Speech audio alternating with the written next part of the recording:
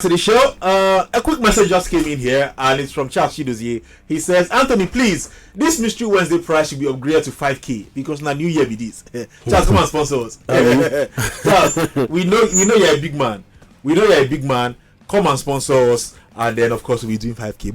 But let's just make it clear there are things in the offing, and we'll be revealing it really soon, actually. So yes, something along those lines. But just keep listening, and very soon you may be getting your wish. You never know. But Charles, if you want to sponsor us, please do. But yesterday we saw a match in the English Premier League. It was 0-0 between West Ham and Brighton and Hove Albion, but the result wasn't a reflection of what we saw on the pitch. Lots of chances, lots of saves by the goalkeepers, and lots of missed chances as well by the attackers. Oh, yes, You said it just the way it is, Anthony, and you look at the fact that even during the preview yesterday, I did say it, that if there's any team that tends to give West Ham United problems, it has to be Brighton, and that was exactly what we witnessed yesterday, end-to-end stuff. But I think in terms of controlling the game, I do think Brighton controlled it more. They created the best chances as well, and for both managers, they'll see it as a game that could have gone either way. You look at the shots on target for Brighton, they had 8, while West Ham had 2, and also shots off target as well. Brighton had 9, West Ham 4. So overall, possession wise as well, Brighton did dominate 68 to 32. But again, you begin to ask yourself, a manager like David Moyes, you defeat United, beat Arsenal as well, away from home too, and you end up struggling to play some good football against Brighton. Maybe Brighton have become a boogie team for West Ham United, but like I did say earlier, overall it was an entertaining game, and both managers would be happy with the point. Nicholas, let's pick on something Bode said, because it actually does bother me when you see teams like Brighton, like Aston Villa. They beat the big teams, show their quality, and then they come up against teams on their level, and then they struggle to get results. Why does that happen, actually? And is that why the top 6 in England is still the top 6? Because these other teams who are threatening to break into the top 6 often, fail to get that consistency that they need. Well, I think for both games, both teams actually balance each other. That's why you got that result. And just like Bode said, it was an entertaining game.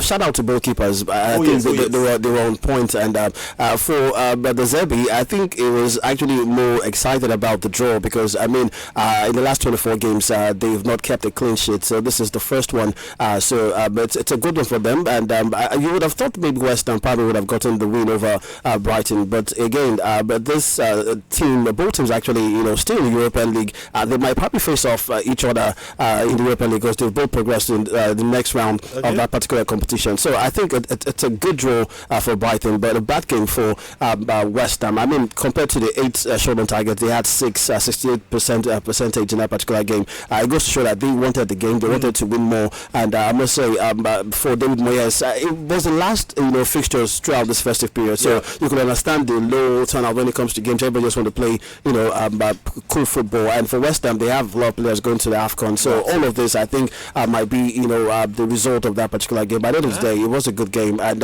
we'll continue to see things like this in the Premier League. Where these teams will equal each other, but when they see the big teams, they bring out the guns and they shoot straight. All right, we'll see how it goes.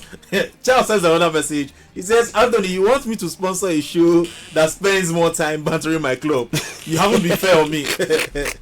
Charles, I will tell you this: if you bring money, we'll come here every day. We'll make it the Chelsea and say Manchester United is the greatest club in the world. Every day. You don't even know what's going on, Seth. Vivian sends a message, says, when the Nations Cup starts, are you going to switch or continue with the EPL? Well, the EPL will be on.